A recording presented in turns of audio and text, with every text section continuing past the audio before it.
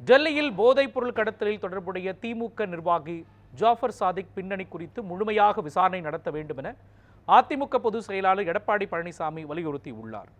இது தொடர்பாக அவர் வெளியிட்டுள்ள அறிக்கையில், டெல்லியில் போதைப் பொருள் கடத்தல் கும்பலில் 3 பேர் கைது செய்யப்பட்டதையும், அவர்களுடைய மூளையாக திமுகவின் சென்னை மேற்கு மாவட்ட அயலக அணியின் துணை அமைப்பாளர் ஜாஃபர் சாதிக் செயல்பட்டதும் தெரியவந்திருப்பதாக செய்திகள் வெளியாகியிருப்பதையும் சுட்டிக்காட்டியுள்ளார்.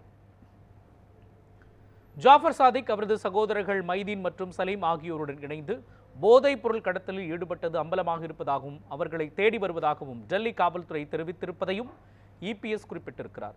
திமுக ஆட்சியில் தமிழகம் போதையில் தள்ளாடி வரும் நிலையில் திமுகவின் முக்கிய நிர்வாகி டெல்லியில் போதை சாம்ராஜ்யத்தில் ஈடுபட்டிருப்பதாக வெளியாகியுள்ள தகவல் அதிர்ச்சி அளிப்பதாகவும் தெரிவித்திருக்கிறார்.